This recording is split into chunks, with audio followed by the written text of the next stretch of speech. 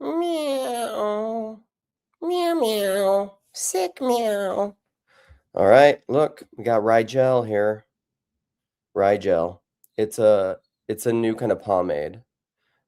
The Rigel doesn't need, so he's just making it for out of the goodness of his own heart, made of rye. So it's sustainable, it's renewable.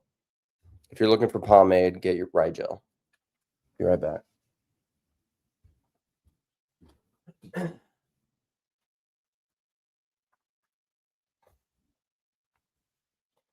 See, I forgot I needed more coffee. Look at Chris. Look at you. I thought you were learning new skills. Good to see you, buddy. And we also have, oh hell, we also got my boy Jeff. Got Paul Allen. Meow meow. All right, Paul, you might have to, you probably can't come in because you're at work, but I'm going to be doing more talking about institutions. I'm going to want some feedback. I'm going to want some opponent processing. I should have, what up, Cody? I don't know. Do I know your name? I do know your name. Don't I? Can't remember. You can? All right.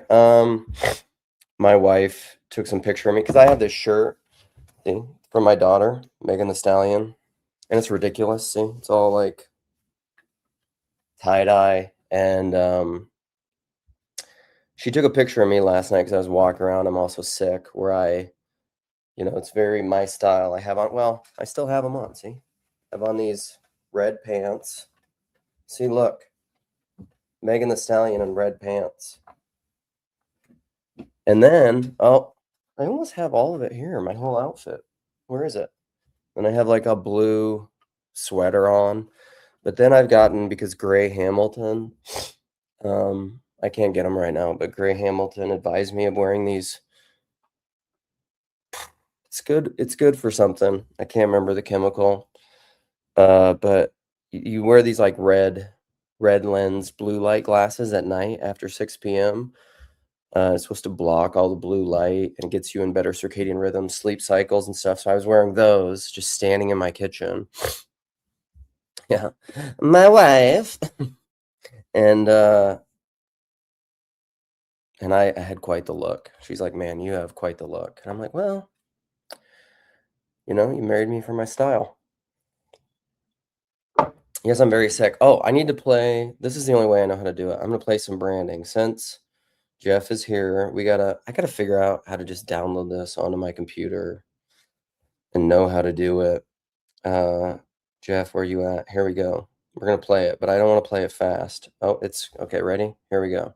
Turn it up. Here's some branding.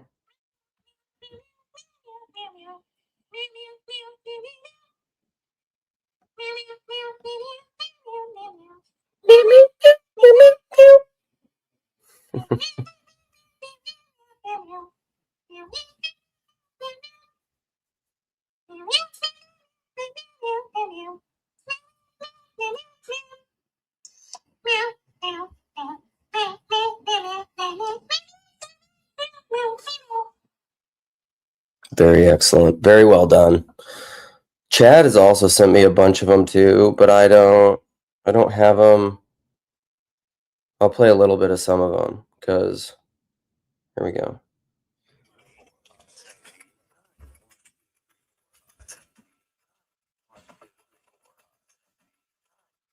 See? I don't know. That's like, he has some other ones too. It's trippy stuff. Also, RJ, deep breaths, man. This is my vibe. This is like this is what PBK said. Like, he's a selfish, bad YouTuber. I'm not a bad YouTuber because I'm using this exactly what I want to use it for and exactly how I want to use it. I'm not. Ooh, that's related. There's some connections to that, to some of these topics. I see it. I'm trying to figure out how to say it. Ooh, that thinks weight is money. That's great. Nathan. Thanks, Nathan. Whatever. However you finded me, I'm glad you're here. So there is a connection to the Mosaic vision. of my title, of fulfilling the title and connecting to some of these other things. So in this bigger Signal group chat, here's the thing. Here's what I'll say about technology as a little aside, and YouTube channels and how I do this is like one of my big shticks, one of my big Lukeisms, one of the things I talk about a lot is personalism and personal knowing. And one of the succinct ways to talk about what that is that all proper knowledge is personal. And by personal, I don't mean individual. I don't mean exactly individual. I have videos distinguishing the difference between persons and individuals. I think of the individual as like an automated, like autonomous, isolated thing. It's like a separate monad entity. A person is a necessary unity of relations, and so you can't be a person without relations with other people. A person is necessarily relational. It's part of what it means to be a person. And I often say like personalist knowing is all of Vervaeke's 4 Ps. Let's see what we can do them. Propositional, perspectival, procedural,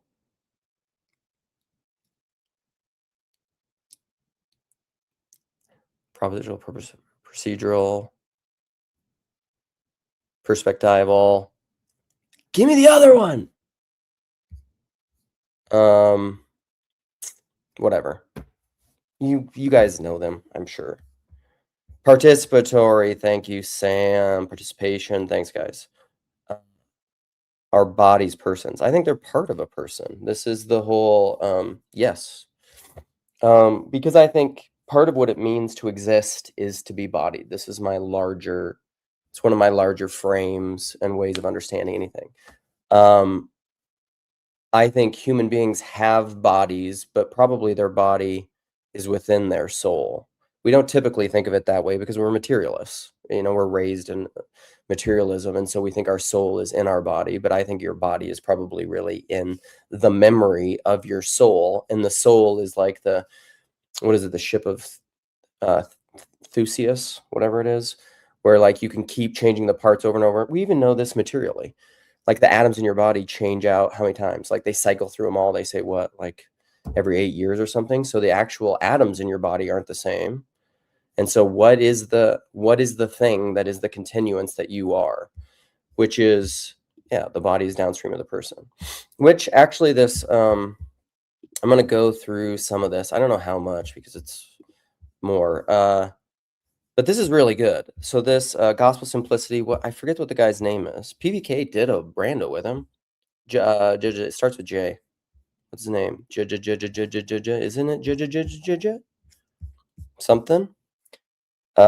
This guy, Austin Butler. No, Austin? I think his name's Austin. It's not Jay. It's not Austin Butler. That's an actor. But this guy, way better than this guy. Okay? This guy over here on the right, bad. Who's going to watch the Jake Paul Anthony Joshua fight, by the way? This guy, pretty solid. And this video I thought was really good. And he said some things. I'm going to play some sections from it because he said some things in it which are to me, it's the same thing that I'm saying, but it's just in his words. And so I find that to be very helpful. Let's see what we say here. There are lots of cells that are basically more or less static throughout life, though. For example, I've heard many of the cells in your eyes don't necessarily die from regenerate. Okay, but I mean, the point is like you are not synonymous with the cells in your body, and your body is not exactly equivalent to your person and the cells in your bodies. Like you can't break that down. Anyhow, dude, I trample down Christian YouTube by Christian YouTube. And then institutional bodies and corporate persons. I would say that those are spiritual. Those are like, so like a corporate body or a corporation or Santa Claus or Uncle Sam or a nation state or a city, Chicago, the Windy City, Minneapolis, what are we? The Little Apple, Minneapolis. There's a spirit of a city that, again, isn't tied to the material things in it, but from it emerges a kind of being. And is that, and there's, and again, what are the, here, I want to show them. The Vervaeke, Bishop Maximus conversations, there's 3 of them. They talk about this really well. Emanation and emergence, the simultaneous reciprocity of emanation and emergence. So you have mind, heaven, coming down to meet earth, material reality, the material body. So you have the heavenly body and the earthly body, and they meet.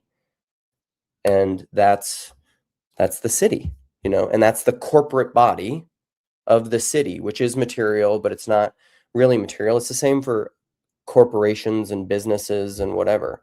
Let me look it up for because those are good. Vervaeke, Bishop, yeah, Bishop Maximus. There you go. There's a playlist. I think it's Voices with Vervaeke. Let's share that, just so you guys can see what it is, because they talk about these things really well at a very academic level. And I thought there was that emanation emergence thing was particularly really good, because Vervaeke's talking about it from like Neoplatonism, and Bishop Maximus is like, yeah, this is everything that you're talking about is basically the Orthodox perspective, at least according to Bishop Maximus. Because to reference PVK's most recent rando, which isn't released, with Jared Henderson, I believe, Rigel's friend, the Orthodox Church doesn't speak as a monolith. There are differing perspectives and evolution and accretions that happen within Orthodoxy, and Orthodox people are fine with that, you know. And even that, there will be Orthodox people that disagree with that. Good for you, because Orthodox is personalist. Okay, back to what we're so that was bodies. That was a little body aside, but that's a little bit of institutions and bodies, because that's one of my assertions. Because one of the things that I say that I found out at one point was identical to a Paul Tillich quote, is all institutions are inherently demonic. And that is because I make a distinction between institutions and bodies. And I think institutions are fundamentally rooted in formula and systems and propositions that do not have, that often do not have a lot of flexibility, because they're bound to information versus meaning. But then you always have to do the thing is, what does that mean? And you can't make more rules to tell you what this set of rules mean, because then you need rules to tell you what that set of rules means. And it's like sets and sets and sets and sets. And there is no set of all sets. This is like Gödel's problem, right? So at some point you need interpretation of the rules. You need to discern the spirit of the rules, you know? This guy. Is he in here? Is he in here? Rigel? Get your Rigel. So institutions, I think, become corrupt. They can become corrupt with bureaucracy, because it's an over-reliance on the word in and of itself, which I call the dead word, the de-spirited breath, Socrates' lament of the written word. It will make us forget, because anytime you have a definition or a word, this is the whole Jordan Peterson thing, the TLC, what do you mean by that? Words in and of themselves do not give you meaning. Meaning is awakened within persons. It cannot be conveyed. No, I think God is a person. I don't think he's a set. He's not information. That's the God of the philosophers. And a person, I'm going to play something from a person simultaneously, I think, has the identity of identity and non-identity, Christologic. Let's just play it now. I hope Cal, I'll either delete this, or I hope you gave me permission, because I wanted to play your little thing. Where is it?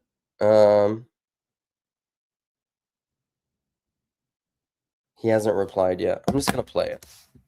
Let me find this. I gotta get, okay, we gotta see if we can hear this. Let me get it set up. Just give me a second.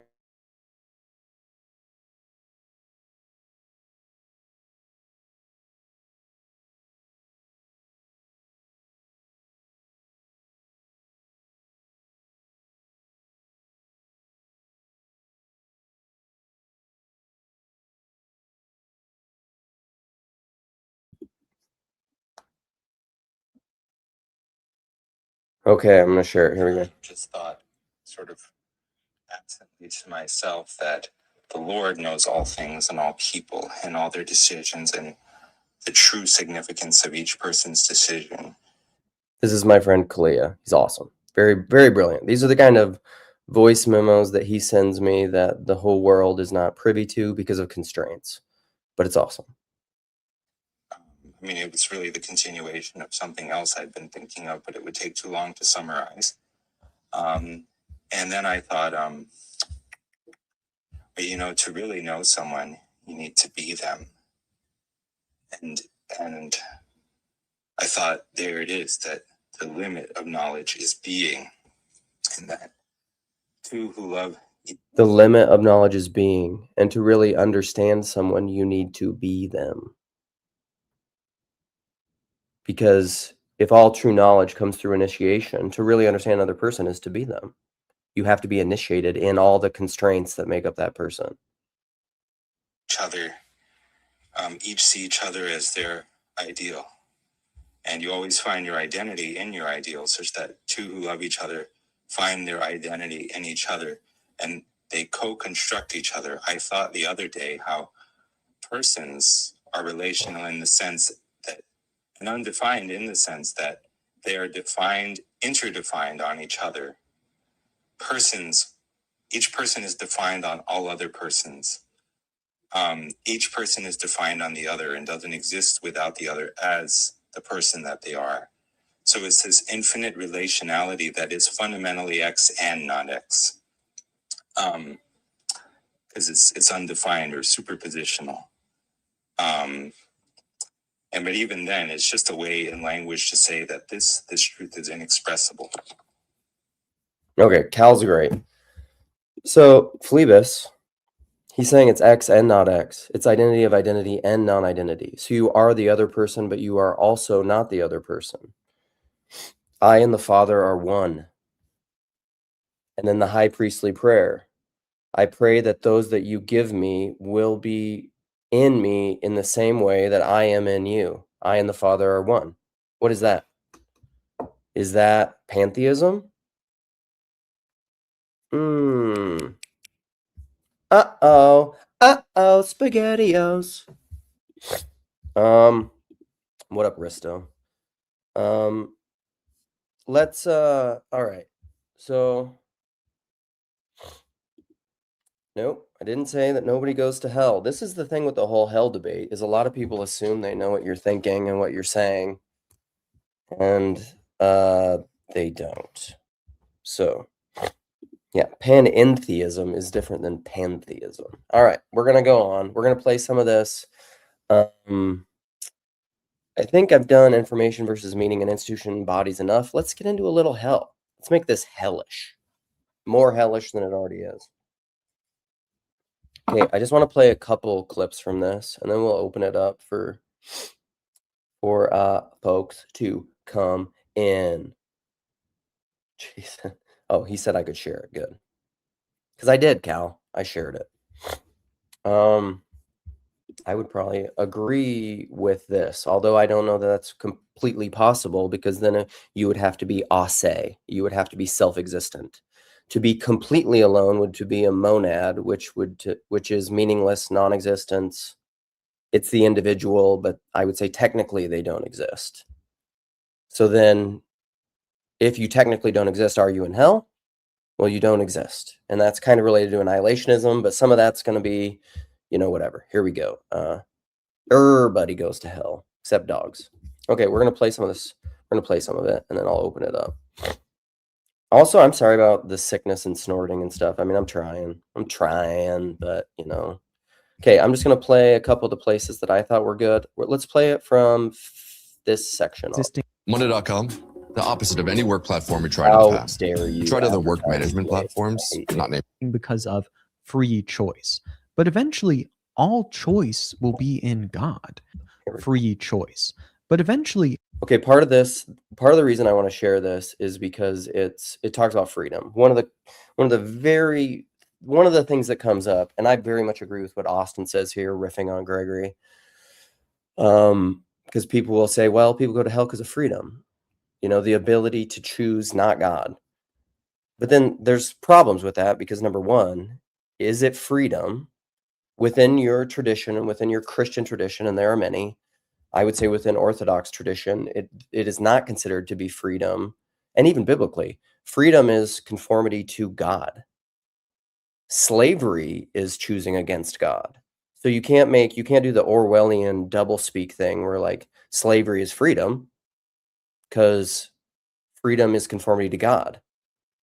To be a slave to sin is not freedom. So God creates freedom, the ability to be a slave to sin, but then that's not freedom. Do we understand the problem here? Okay. All choice will be in God. This is one of the most intriguing parts of Gregory's view. For most people, the primary defense of eternal conscious torment is free will. Namely, God isn't actively sending people to hell. He's respecting their choice to want. This is also great divorce stuff. C.S. Lewis, he's respecting their choice, right? Want to be in hell. I'll be honest though, I find this defense rather strange. I take it that part of what makes hell, well, hell, is that it's unpleasant. And part of something being unpleasant is that it's unwanted. Wanting something unpleasant for no greater good and in full knowledge of its unpleasantness. Wanting something for no greater good and in knowledge of its own unpleasantness. And then we call that good. Like it's just it's not only like it's not a paradox, it's a contradiction. I don't know, that just seems hard for me to imagine, but perhaps I'm missing something. In any case, Gregory seems to be tracking with my argument here, or rather, I've read him and been influenced by him. You see, for Gregory, all souls made in the image of God naturally desire God. Like calls to like. This is a key principle for Gregory. The beauty of God then draws the soul towards God. He uses language of like a rope pulling on souls towards God. But this doesn't mean it's not our choice. When our will is freed from ignorance, we naturally choose God. This is what it is for our choice to be in God. We will no longer choose evil at that point. And also, you could bring in here like Maximus, natural and gnomic will stuff, but you know, I mean, if you want to think about it that way, I think ultimately the gnomic will, the analytical, discursive reasoning will that's just like this or that doesn't ultimately exist. That's part of our fallen self. Again, that's part of our ignorance. Should I want this, or should I want the actual good that God wants for me, like the green lady in Paralandra, right? The kind of here we go. What am I doing? Removes. No, I just made it go away. I just want to take it down. I'll bring it back. But like the green lady in Paralandra, where she sees Ransom coming to her, and she's excited because she thinks it's the king. But then as he gets closer, she realizes, oh, it's not the king. And then she goes back to doing whatever she was doing. And then Ransom goes there and they have this long discourse where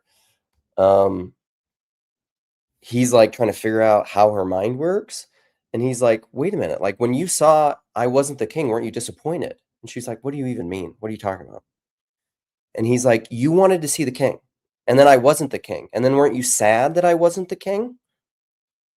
And then she's just like, oh, on your planet, there are people that are capable of having expectations. And then when God gives you something that isn't your expectations, you can hold on to what you wanted and what you expected of God rather than the good that he gave you. So then again, so that's like you're only, and she describes that as like the expectant good versus the actual good, the actual good that God has given you in your life. But here's the thing, like if you become the kind of person through your suffering who learns through humility and repentance to always want the actual good that God gives you, then everything that happens in you is a gift from God. And you learn obedience, that like everything that God is giving me is a gift. I'm thankful for it all. Paul talks about this in being thankful for your sufferings. You stop fighting against the pain that you're experiencing in your life. It reminds me of this self-compassion book where it said, suffering equals pain. times resistance. And that's not exactly the suffering that we're talking about biblically, but it's just like, that's the like fallen suffering of, it's fighting the pain in your life. You're resisting the actual good that God has given you. It doesn't mean that it's pleasant. You know, it may mean that it's Gethsemane, but you're in faith, you're saying, God, this is for my good. And so when all the ignorance goes away, when you let go of all the expectant good and your will is just conformed to the will of God, not my will, but your will, then everything becomes gift. It doesn't mean that you don't suffer. Even Christ suffered, had pain in that experience, but then your will is conformed to the will of God. And that gnomic will, that will that's just like, do I want this or do I want this, doesn't exist anymore. You just do what God wants. And that is what you want. You and him are one. This is the high priestly, this is the fulfillment of the high priestly prayer. This is what he's talking about. All right, let's go back to what I got rid of. To be in God, we will no longer choose evil at that point, and evil then will cease to exist. This, however, has an important ramification for how we think of sin. If this is the case, that the soul, if freed from misconception, will desire God, then we get something of a Socratic notion of sin. What I mean is that sin then is based on ignorance. If we knew the good truly and fully, then we'd desire the good. In fact, we always desire the good. We're often just wrong about how to achieve it. Macrina actually describes sin. That's an important point too. We always want the good. We're just confused or deceived about how to achieve it. That's how deception works. That's counterfeit. That's why Satan is the Lucifer, prince of lies, because you can only be deceived through lies, and you are corrupted through lies. But really, at the core, what you want is the good. Otherwise, you wouldn't be deceived by lies. Sin as error in the judgment of the good. And of course, some of this can be seen in Jesus' words from the cross in Luke, Father, forgive them. The world's first titanium nonstick pan. It's gonna blow your hair Austin, back. come on. I'm Mike Pagale, Also, 3 Michelin chef. and I've been titanium For they pans. know not what they do. Okay, Father, forgive them. They know not what they do. Also, here's the problem with scale and like my channel. Like, I don't think there's ads on my channel. Thank God. Because like, I'm not, I don't want to sell stuff. I don't want like my ideas and playing with my friends and people who disagree with me to be about selling consumeristic, capitalistic stuff. Okay, back. give them, for they know not what they do. So, here's Gregory's view in one sweep. The soul exists and is immaterial. Because it's immaterial, it is simple and cannot decompose. Souls are therefore immortal, not by nature, but by God's creative intention. In this life, souls become entangled with passions and sin. After death, or in this life, they must be purified. This purification can be painful, but it is healing, not retributive. Evil, not persons, is what is ultimately annihilated. Evil, not persons, is what is annihilated. The dead wood. What if all the dead wood burned off? That's my poor, I don't think I remember the lyrics right. That's my poor Clem Snide impression. Also, go see that guy live. What a stud. Eve. Finally, God restores body and soul in the resurrection, and all are drawn unto God. Okay, so that's it. Here we go. That is Christian Universalism. That perspective. And Gregory of Nyssa is known as like he's basically the guy, the church father that people point to for Christian Universalism. So that thing, that core of the human being, the human soul that is always drawn toward the good, but through their own ignorance and deception, the flesh, Satan, the world, that good desire is corrupted and deceived into other things.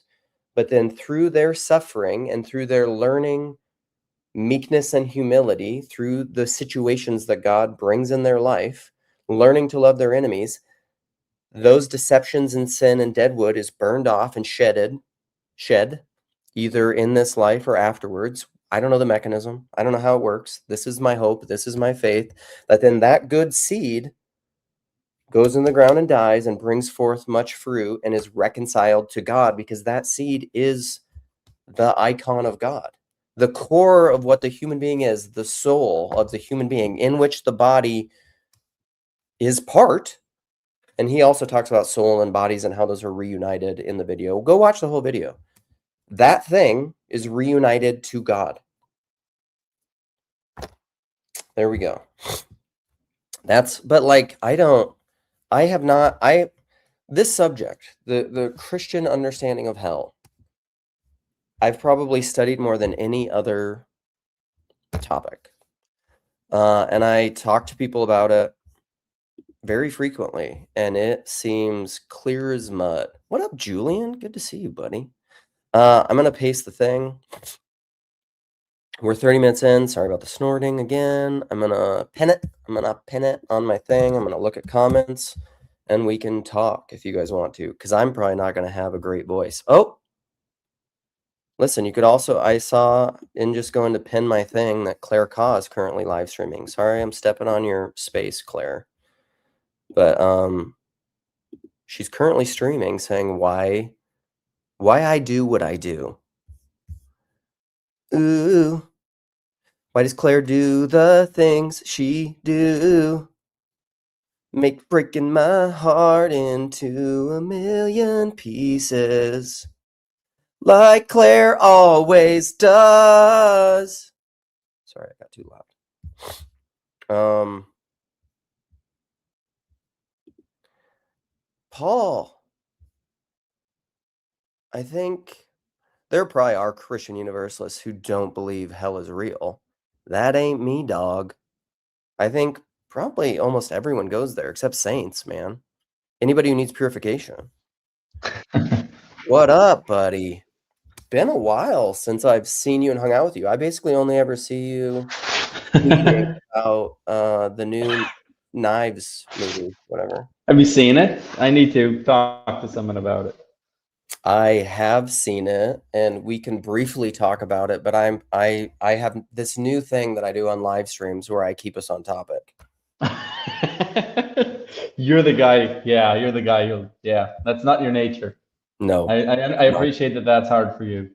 Yeah, it's well, I will go anywhere, but I have in trying to, and I would, that's a great conversation we could have, and we can take a few side trails, but I try to usually bring it back so that if someone ever clicks on this and they're just like, you're not even talking about the thing.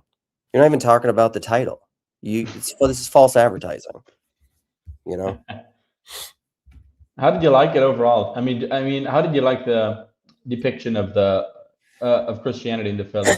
So, I mean, I saw Paul Antleitner tweeting about it, who's a local buddy, friend, and I mean, I liked it. Like, my initial take on it was, it seems like a very, the good guy priest seems like a very loving, forgive your enemies, wrestling with his own demons, very Christ-like figure. I mean, I don't know what there's not to like in that, besides you can go into like political conservative versus liberal fights of like, well, the first priest is portrayed really poorly, and he's like I find that maybe I'm just like not as right wing or something. I'm just as conservative as the next. I don't know, but I do not appreciate the takes where it's like, this film is left coded, therefore it sucks. That's a stupid take for me. Sorry, I disagree with that. I mean, sorry, Esther. Yeah, and I think a lot of that kind of stuff, I really think we are past this.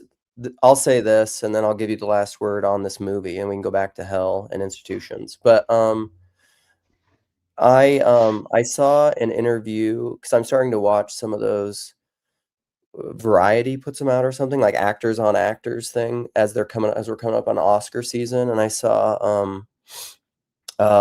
Jennifer Lawrence talk with Leo DiCaprio last night because I like Jennifer Lawrence a lot. Like they were talking about her movie Die My Love, which I thought was awesome. I was a big fan of it. And she said in there, she just brought up at one point, she's like, it's hard for me to like watch films or do anything anymore and not just immediately go into like a political mindset. And it was interesting for her to just say that because Jennifer Lawrence is a lot like me. I think like I've seen Enneagram stuff on her. Like she's probably an ENFP, Enneagram 4. Like she's basically like the female version of me.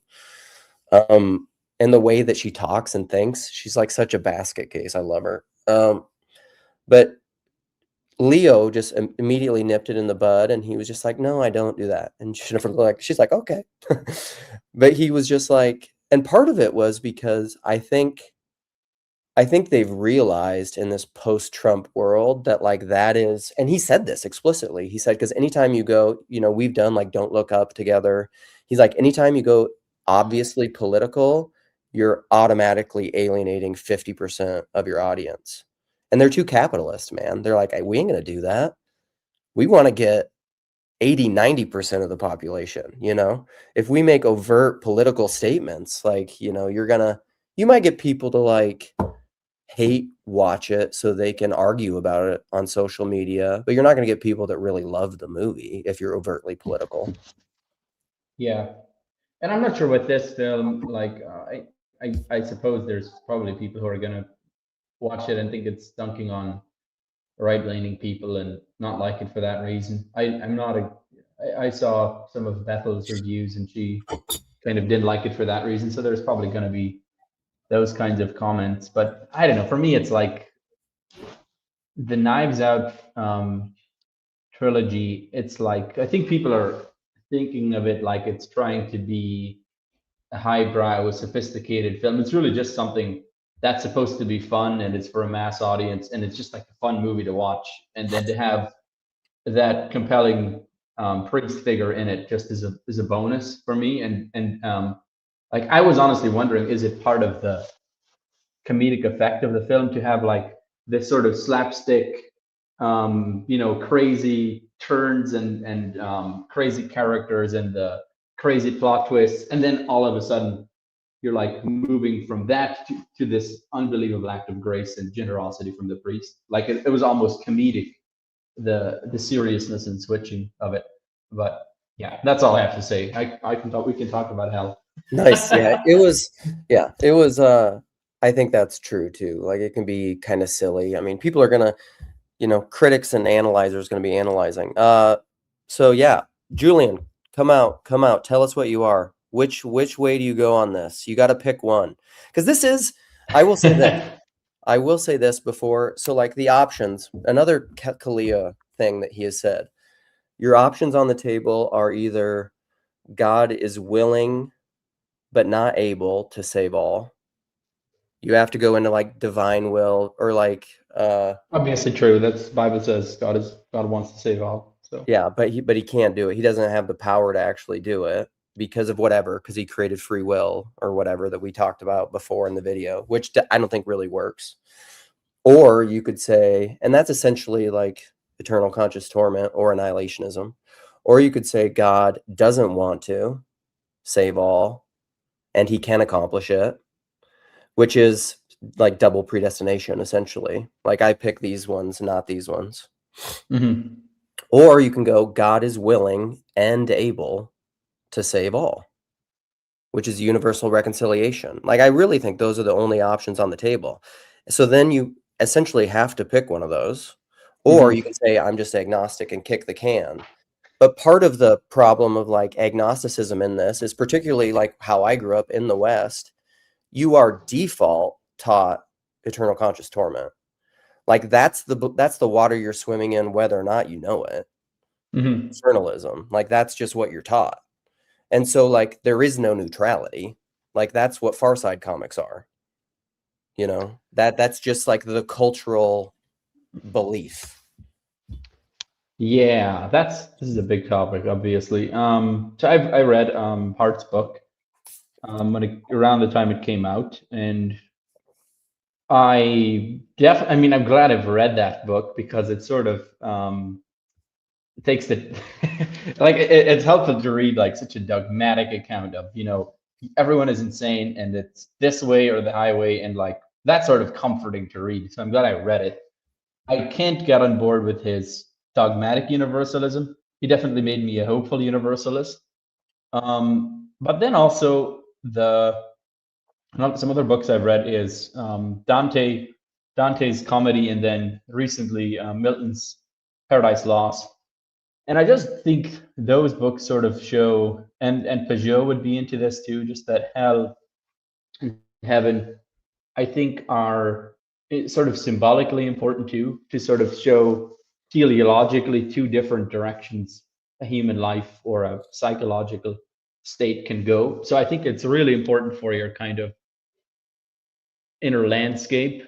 But ultimately, I guess the objection I was trying to give you in the comments is you were talking about this idea of our natural desire for God, and that how that's ultimately going to win, and it's sort of only prevented by ignorance. And I think that's compelling. But what about the idea of, I was thinking like an objection to that you hear from various quarters, and I think that's compelling, is that you can be in full knowledge of the good and the true, and then willfully reject it, like Satan's Milton, like Milton's Satan does. Like he literally knows that paradise is better than hell, but he doesn't want to submit to God. He would rather hold on to his sort of shallow vision of freedom, and that's worth the pain he's going to endure. And I suppose you could say, and this is sort of my final comment, I know the universalist would say, well, no one can hold out forever, like no one can resist the good forever. But I think the rejoinder from someone like Lewis would be, in The Great Divorce, maybe this holding on to what you know is not true over time is distorting you, and you move further and further away, so to the point that you no longer want the good, no longer desire it, and you become something less than human. I think that would be the rejoinder. Yeah, you become a grumble or something. Yeah. Paul, you have some thoughts before I respond? There's too much. Yeah. I mean, I think Tolkien's orcs were created as the corruption of the elves. So Sauron took the image of the elf and corrupted it and made this image of the orc. And in many ways, the essence of evil is the corruption of a good. That is to say, egoism is like God is the source of all being. When we try to make ourself the source of being and become our own self-preservation, we become egoistic and in that way. And now it is, and so it's a turning from the good, but it is turned on towards its own end, as opposed to the telos of the stack. And similarly, we're given dominion and responsibilities for things. In Genesis, I guess we very early we have dominion over the creatures, and then when we turn that to domination, or there's a corrupt turning of that dominion into something where we are instrumentalizing and clearly corrupting. So there's this, there's, and then this is where it's like, okay, the knowledge thing is a little bit frustrating. It seems like it's more complicated, because it is yes, you are acknowledging a good, but then you're turning too far, turning it towards a telos, which undermines the greater good. And so there's some complexification there in like what the evil is. So I mean, I'm going to jump around because I should get back to work. But Yeah. You got more? Can I hit one more point? Yeah. And this is just Paul's thoughts, not any. But it seems like when we see the face of God, that which is corrupt within us will be annihilated. And that which is good within us will be brought to the front and strengthened. And my sense is that I'm not convinced that there will be anything left from some people after they look into the face of God. There's so much corruption in many core places that everything else kind of falls apart, and they aren't recognizable as, basically they're just a show. What remains is just not recognizable as the person anymore, and then they just kind of are released, and their freedom in their gift from God is freedom from their own sin and annihilation.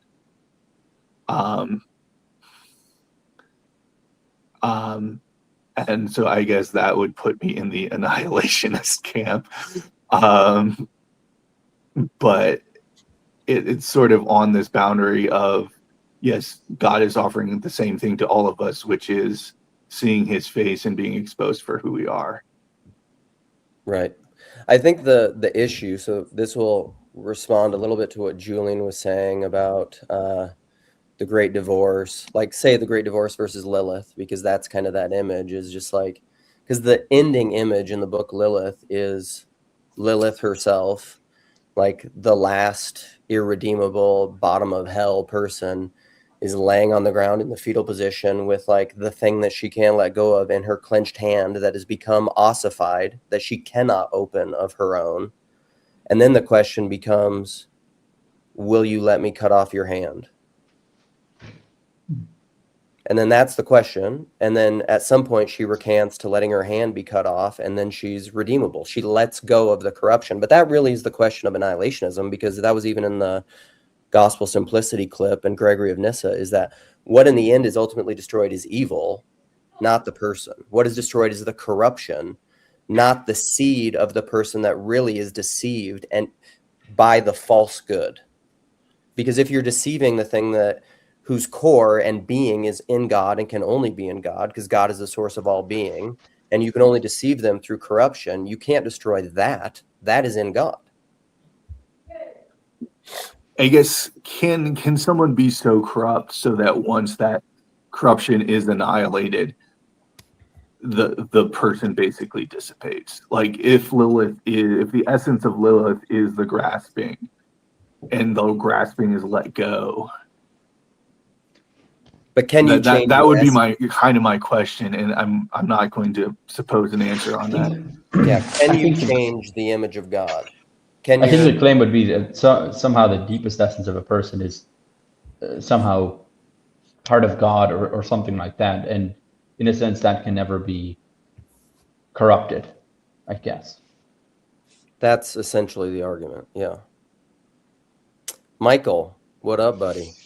So this topic always makes me think about like the reality of the thing of like imagination and you know the things that we imagine, like what could be different, and then realizing, you know, anything that we imagine that could be different, we have to assume God is also imagined that being different, and for some reason or another, you know, like he made it this way and not that way.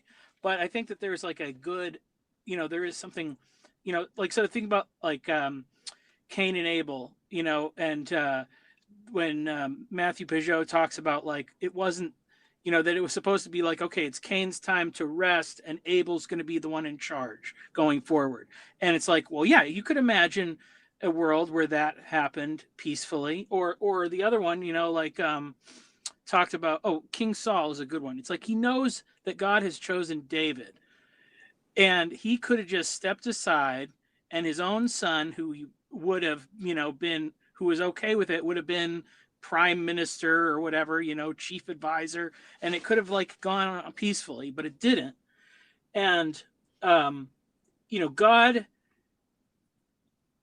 speaks so little, like even through scripture and through these narratives. It's like you could very easily imagine God sitting down and saying, now Cain, this is the thing, your brother, this is what's going to happen, and you have to resist like he says this vague thing about like sin crouching at your door. He could have very much easily said, don't attack your brother, don't try to hurt him physically, like just run away or something, but he doesn't do that, because in some way that's part of his like greater plan for what he's trying to accomplish. But then I think, okay, so if maybe you think of like a loved one that just doesn't, you love them, but for some reason they want nothing to do with God, they're a terrible person, but you pray for them, and then as you pray, you're imagining that their life is different, that it could be a different way. And I think in some ways, like that imagination comes from God's love in you. Like, so I think of it almost like if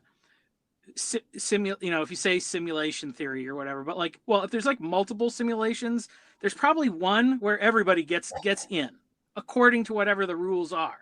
So like, it's not that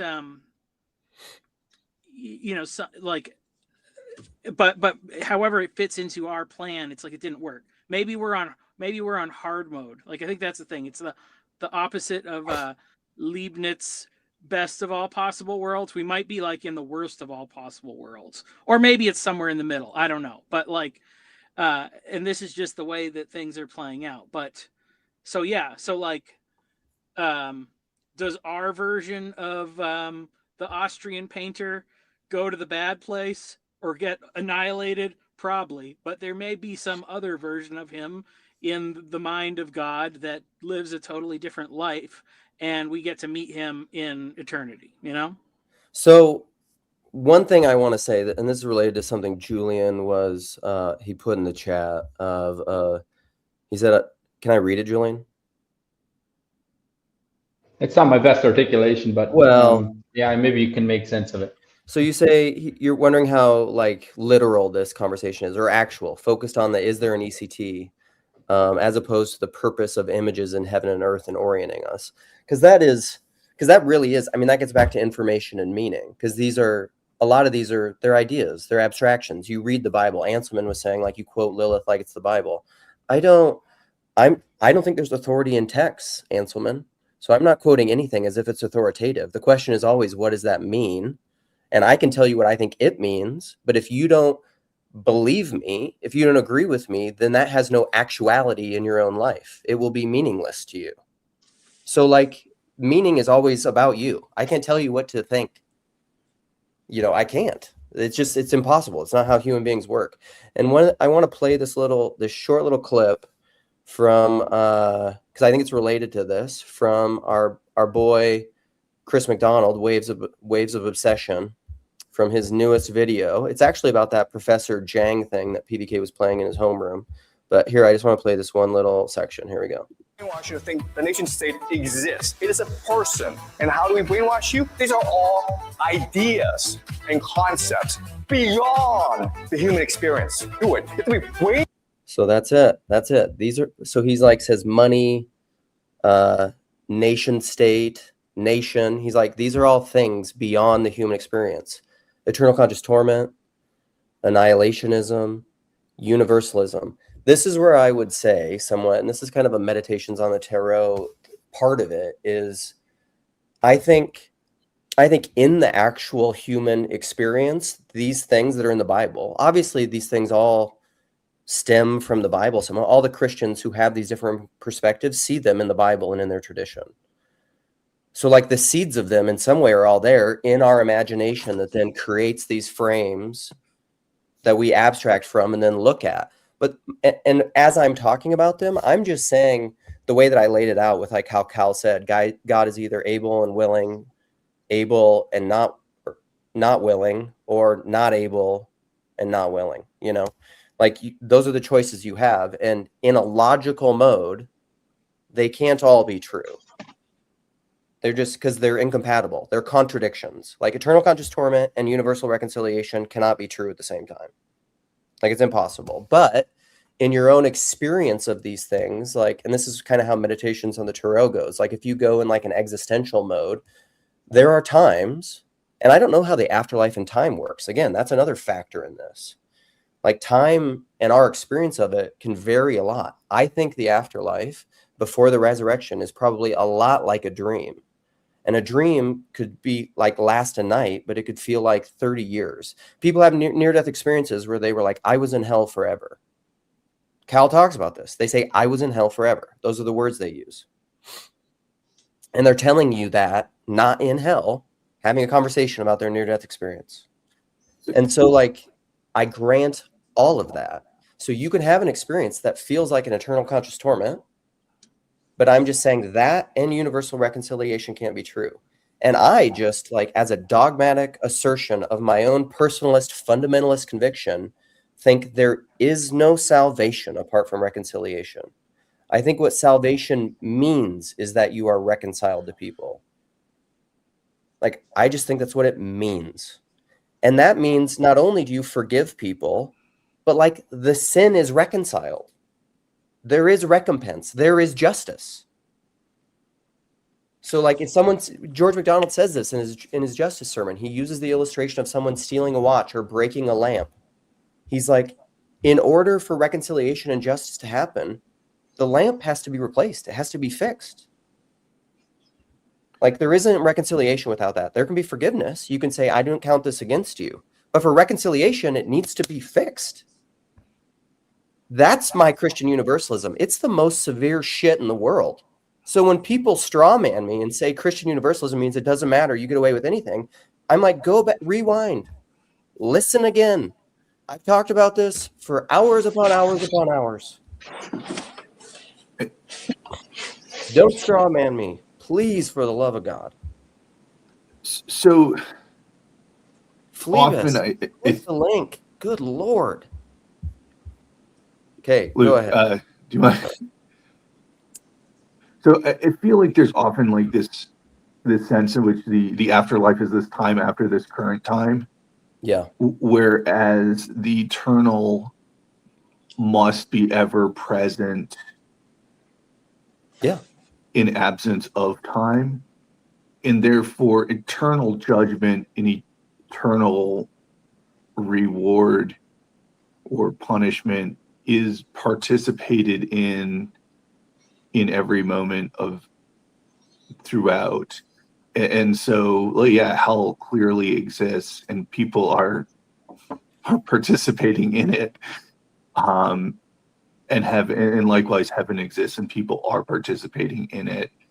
Now that doesn't mean there isn't a greater fullness in that. But I guess the distinction between, is this an abstraction or is this like a metaphor? Those get very, very similar.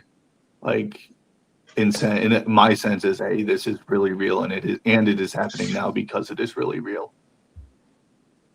And so I think as with the reconciliation is a participation in that spirit of joining in unity, which in its fullness is the beatific vision, is union with God. Anyway, all right, I'm going to stop now. Mark, join us. Tell us what you think. I'm replying to comments. I'm sorry, Luke.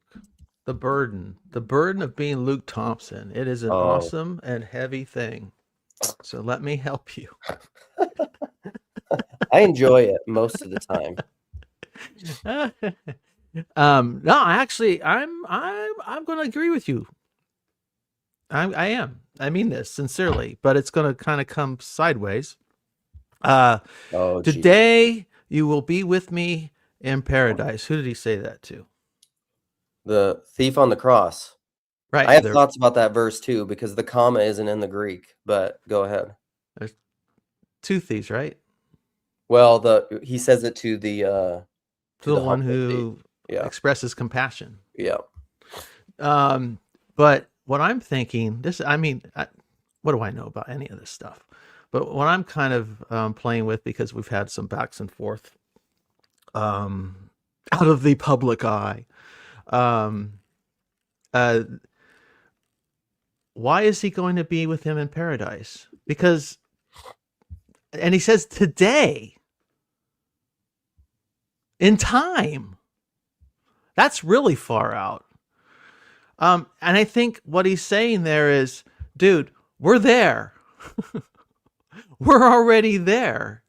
You are saved. And we today, this moment, we got to, this thing, whatever we're experiencing, we're going to get through. But today, you will meet me in paradise. And I think I think everybody's saved. I think you're right. It is done. It is complete. Isn't he saying? Doesn't he even say that? It is finished at some point? He does. Depending, I mean, people will say, what does that mean? Again, there's no authority and meaning in a text. There's just information. What does it mean? Yeah. Oh, yeah. It's all poetry, guys. Don't worry about it. Mm-hmm. But to me, it's like, it just says that the problem is on my end in terms of how I see it. I don't have eyes to see, have ears to hear. Where do we hear that one? We hear that one allegedly also from Jesus. So it is a wake up thing. It is there to be seen. It is there to be experienced. And then here's the one more question for the annihilationists and for the universalists why do you think your future life is going to be any different than this life in terms of how present is God in this world right now? Right? According to Christian theology. Fully. Will he be fully present in your future life? Well, yeah. Is he going to be any more present in your future life than he is in your present life? Well, here's the weird. So Phlebas is saying I'm doing more monistic collapsing. So this is the emanation, emergence, and the relational dynamics to all of this. I believe that God is everywhere present, filling all things.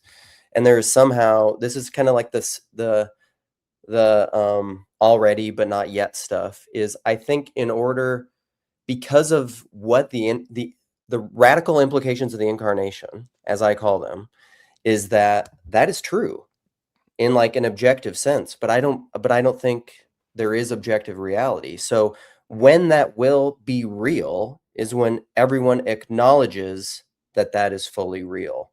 That's how this dynamic works, because we are in relationship to God in such a way that like our imagination is not just is part of the puzzle.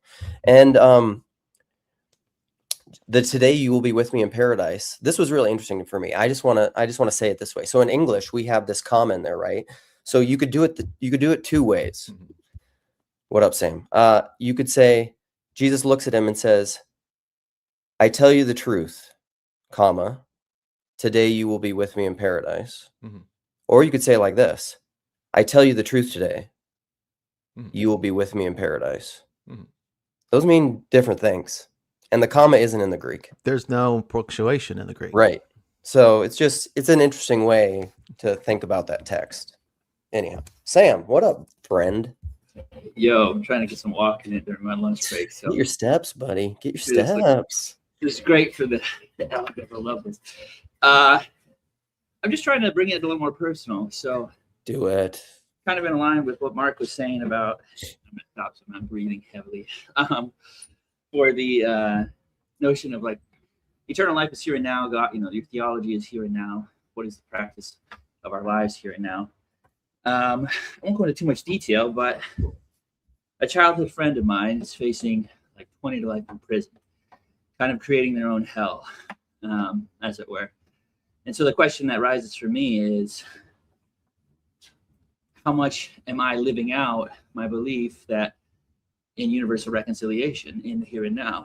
And should I, there's always been a question of like prison ministry, serving the incarcerated as sort of like maybe that, it's always in the periphery of something I could be doing more, participating in more.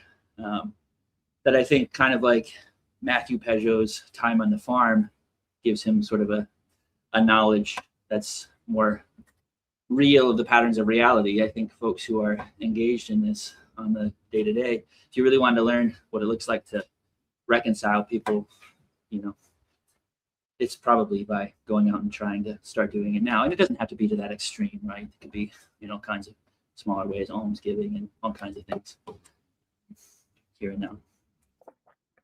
Well, yeah, I mean, on what I was saying earlier, like that, whatever your childhood friend is going through for you and him, and this is related to what like Rigel said in the comments here, no one is saved until we're saved.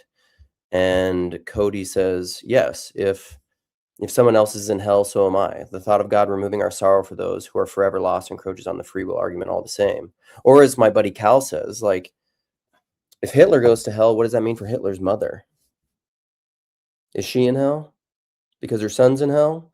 Like, I don't think you can get away from truly that we are persons. We are relationally interconnected, and that fractally goes out to the ends of the earth. So like for your friend who's potentially facing 20 years in prison, on my assertion, on my dogmatic personalist assertion that there is no salvation without reconciliation, that all needs fixed. Like that all needs reconciled between you and him, like if he's guilty, between him and whoever was damaged, whatever's going on, like that all needs worked out. Like there's no work out your salvation with fear and trembling, for it is I that works in you, so like it's there's a hope in there that like that we don't despair in that working it out, because sometimes the working of that out is hard, because that thing is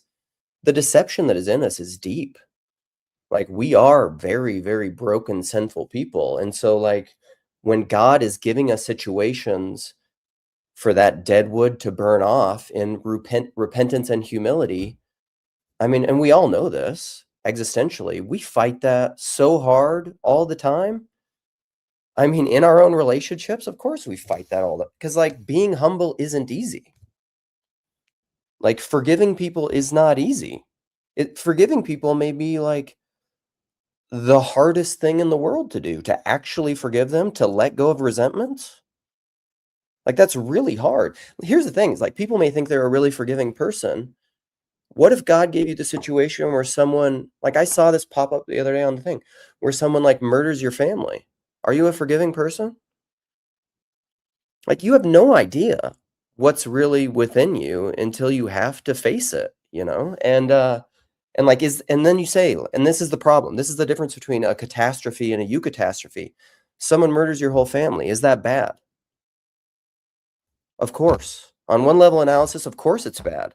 But then what happens if God somehow works this miraculous reconciliation where we as Christians believe death isn't the end, and you forgive this person and they repent, and then like maybe somewhat in some imaginative future eschaton, you're all sharing the wedding supper of the Lamb together.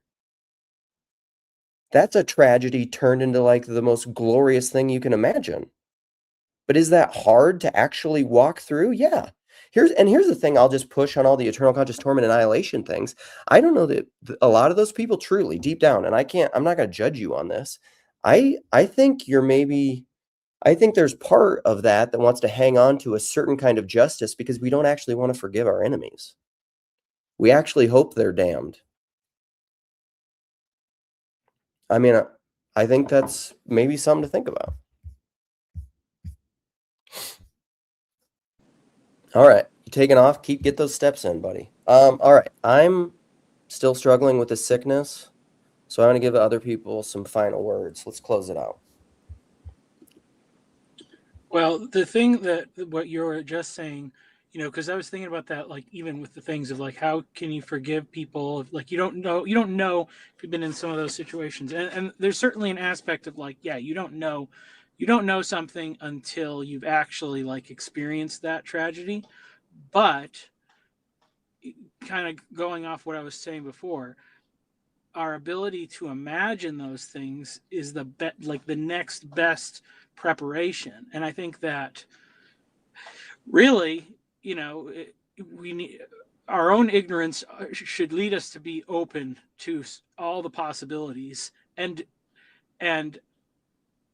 because it's whatever possibility you don't at least consider or imagine that's going to throw you for a loop when you encounter it the most.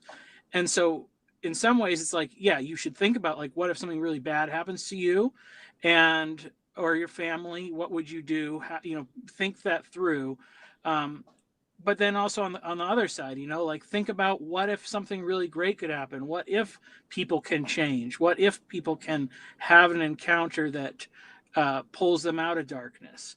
And I think probably with a lot of the hell stuffs, it's like at least that. It's like at least imagine what if everybody was saved, and maybe at least imagine like what if not everybody is too, like because obviously people can. I think that there's definitely a cheap strain of universalism that is just as much something that causes people to not grow in love, even though it's probably not as common in our current environment.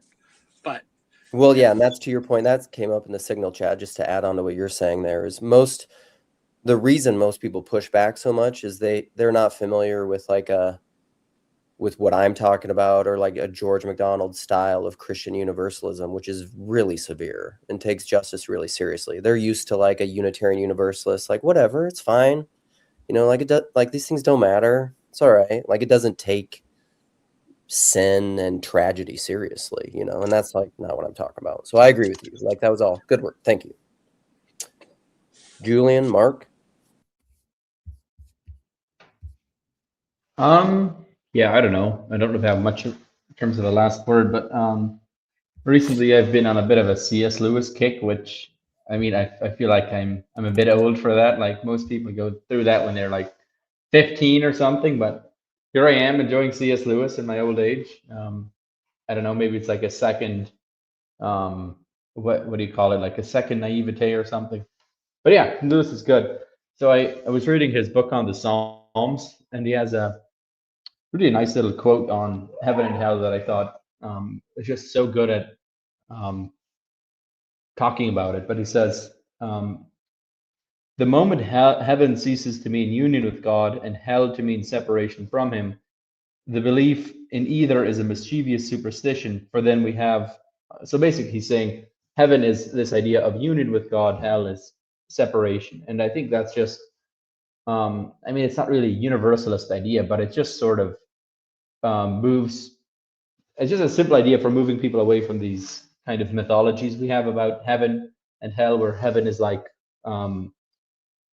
Las Vegas forever, and hell is like, I don't know, like this torture chamber.